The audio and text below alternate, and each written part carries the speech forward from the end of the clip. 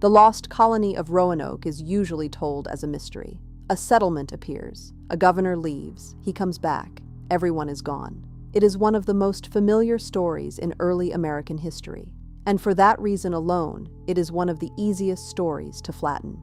But the more closely you look at Roanoke, the less it resembles a ghost story, because the core of the story may not be disappearance at all. It may be neglect, it may be distance, it may be imperial fantasy colliding with practical reality.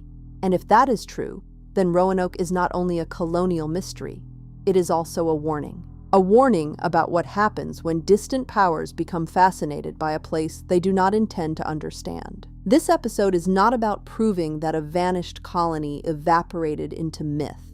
It is about asking a sharper question. What if the real issue is not where the colonists went, but why they were ever placed in such a precarious position in the first place? What if the real story is abandonment by power?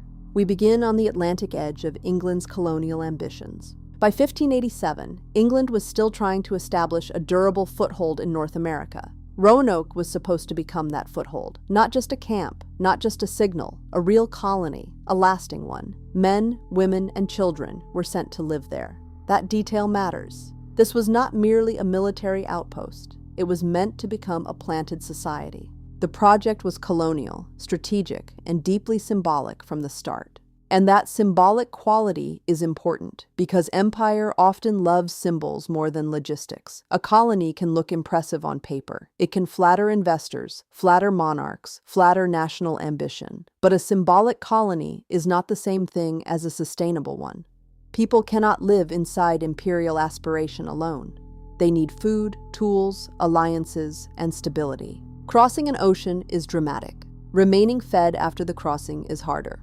John White served as governor of the 1587 colony. He did not intend to abandon it permanently. He returned to England for supplies, but intention does not erase consequence. Once he left, the colony became even more vulnerable, because its fate now depended on a delayed return, unstable support, and a chain of decisions being made far away. Distance always looks manageable to those who are not stranded inside it. White's return was delayed by the war with Spain. That delay is often mentioned as a fact, but it should also be understood as a structure. The colonists were not just unlucky. They were trapped inside a political order in which their survival ranked below larger military and imperial priorities. Their settlement mattered, but not enough to rearrange England's immediate strategic concerns. The longer the delay, the less Roanoke was a plan, and the more it became a test of endurance. When White finally returned in 1590, the settlement was deserted. There were no colonists waiting, no obvious remains of violent catastrophe, no direct written explanation. What remained most famously was the word CROATOAN, carved at the site. The mystery entered history at exactly that moment.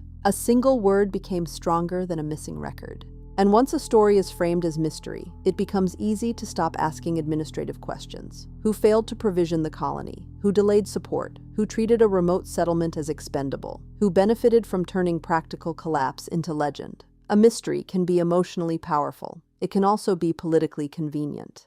Legends often survive because they are easier to repeat than systems failure. Roanoke is often imagined as a sealed English drama unfolding on an isolated stage. But that is false. The colony existed in a region shaped by indigenous nations, existing trade relationships, political tensions, diplomacy, and environmental pressures. The English were not entering emptiness. They were entering a lived world they only partially understood. The colonists arrived in a place already full of human history. That matters because one of the strongest explanations for the colony's fate is that the colonists did not vanish into nothing. They likely moved, dispersed, merged, negotiated, adapted, or were taken in under pressure. In other words, the likely ending is more human than supernatural. It is about survival within a local world after support from empire broke down. A practical explanation rarely receives the same attention as an eerie one. Environmental stress belongs in this story too. Drought likely worsened conditions. Food insecurity was not a side issue. It was central.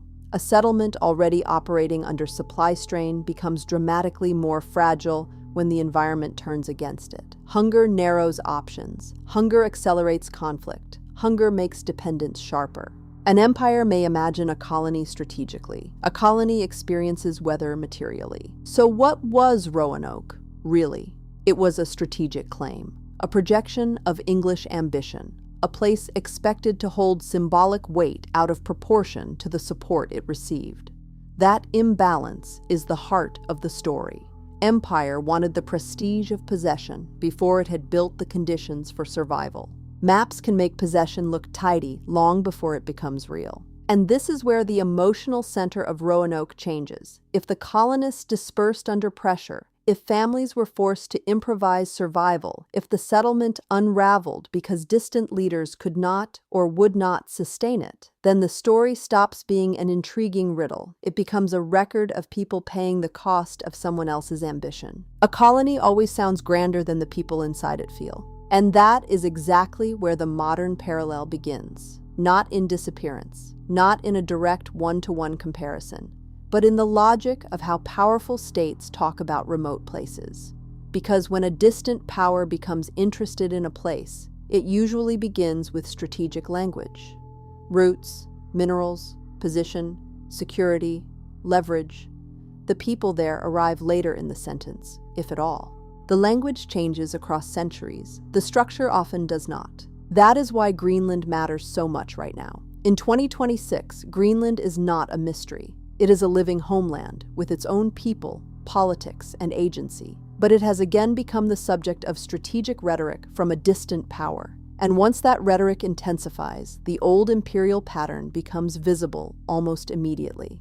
A place becomes vulnerable when outsiders begin describing it as essential. The issue is not just whether outsiders want Greenland. The issue is how they speak about it. When a homeland is described primarily as an acquisition, a military position, a mineral reserve, or an Arctic advantage, the people living there are already being pushed into the background of their own story. Strategic speech can do that before a single formal action is taken. The first erasure is often linguistic, and this is where neutrality becomes dishonest.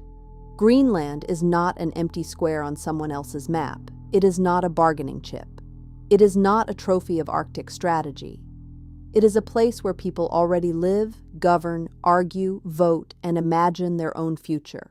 Any American worth the name should be able to understand that distinction. The map is not the moral center. The people are. Roanoke teaches that lesson backward, through failure. It shows what happens when a remote place matters strategically but not enough materially. It shows what happens when leadership loves expansion more than responsibility. It shows how quickly vulnerable people can become secondary once the symbolic claim has been made. Empire tends to remember its intention and forget its obligations. And perhaps that is why Roanoke still endures in American imagination. Not because the answer is unknowable, but because the legend protects us from the harsher version. The harsher version says that colonial projects can be glamorous at the center and catastrophic at the edge. It says that people can be sacrificed to a map and then hidden inside a myth. A legend softens what a record of negligence would expose. That is what makes this an American story. Not just because Roanoke happened before the United States existed, but because the pattern it represents never fully disappeared. Powerful institutions still talk about frontier, access, influence, and control as though communities at the edge are abstract. They are not abstract. They never were. Remote does not mean empty. Strategic does not mean ownerless. So the deepest connection between Roanoke and Greenland is not mystery, it is expendability. Roanoke asks, what happens when leaders pursue reach without responsibility? Greenland asks whether a modern power will once again speak as though strategic desire outranks the will of the people already there. That is not an abstract question, it is a live one. Imperial logic sounds cold because it usually is. Roanoke also forces another correction. The story did not end when English certainty did. Indigenous life continued. Local political worlds continued. Human adaptation continued. The English archive grew thinner, but reality did not disappear just because England lost its grip on the story. That should make us suspicious whenever official narratives treat local people as footnotes. When the imperial record weakens, local reality does not vanish with it.